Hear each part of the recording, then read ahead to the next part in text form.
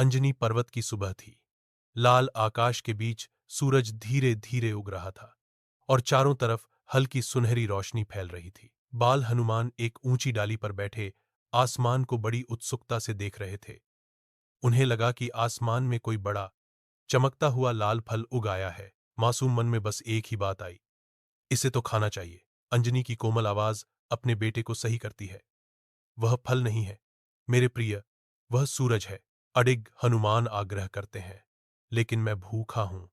कोई इतना सुंदर फल कैसे छोड़ सकता है। वे हवा को चीरते हुए ऊपर और ऊपर उड़ते जा रहे थे, चेहरे पर वही बचपन वाली खुशी, जैसे सच में कोई अनोखा फल मिलने वाला हो। सूर्य की ओर बढ़ते हुए हनुमान ने कहा, सूर्य, फल, मैं आ रहा हूं। उधर सूर्यदेव अपने रथ से यह दृश्य देख रहे थे। उन्हें समझ ही नहीं आया कि यह दिव्य बालक इतनी तेजी से उनकी ओर क्यों आ रहा है। इसी बीच राहु भी वहां पहुंच गया। आज ग्रहण का समय था और राहु सूर्य को ढकने की तैयारी में था। लेकिन इससे पहले कि राहु कुछ करता, बाल हनुमान ने उसे देख लिया। उन्हें लगा यह कोई दैत्य है जो सूर्य फल को उनसे छीनना चाहता है। अंतहीन आकाश में राहु प्रकट होता है, एक लंबी अशुभ छाया डालता है जो स्वर्ग को गहरा करती है। आज ग्रहण का समय है, मुझे सूर्य को ढकना होगा, राहु घोषणा करता है। उसकी आवाज गहरे उद्देश्य से गूंजती है। राहु की उपस्थिति से चौंककर हनुमान चिल्लाते हैं, अरे, तुम मेरा फल खाने क्यों आए हो? रुको, मैं फल नहीं खा रहा हूं। यह ग्रहण का नियम है, दूर हटो। राहु प्रतिवाद करता है। उसका रूप अधीरता से कांप रहा है। हनुमान दृढ़ता से खड़े हैं। आसन्न अंधकार के खिलाफ एक चुनौती भरी चिल्लाहट, आप पहले बढ़ो। बस फिर क्या था? हनुमान उसकी ओर दौड़े और राहु डरकर भागा, सीधा इंद्रलोक की ओर। इंद्र ने राहु को घबराया हुआ देखकर आसमान की ओर नजर उठाई। उन्होंने पहली बार देखा एक छोटा सा बालक बादलों के पार देवताओं की गति से भी तेज उड़ रहा है। इंद्र को लगा कि यह नियम का उल्लंघन है और उन्होंने वज्र हाथ में उठा लिया।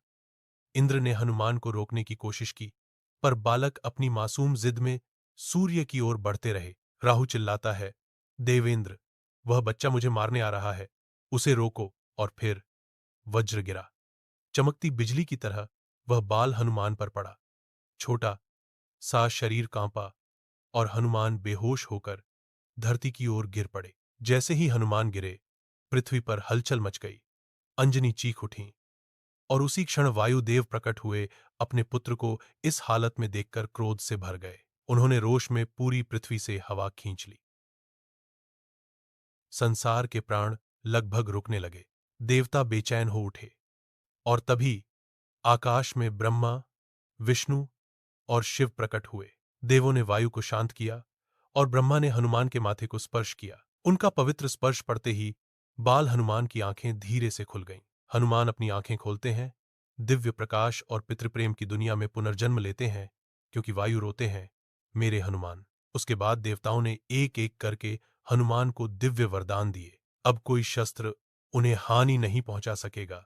उनकी गति देवताओं के हथियारों से भी तेज होगी और उनके भीतर शिव का अंश रहेगा, जो उन्हें हमेशा अधर्म के विरुद्ध खड़ा करेगा। अंत में इंद्र ने भी पछताकर अपना आशीर्वाद दिया।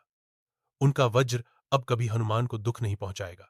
सब कुछ शांत होने पर हनुमान फिर अपनी मां अंजनी के पास लौटे। वह मासूमियत से बोले कि सूरज बहुत सुंदर चमकता है, इसलिए उन्हें उसे फल जैसा लगा। ऊपर से सूर्यदेव भी झुककर बालक को आशीर्वाद देते हुए दिखाई दिए।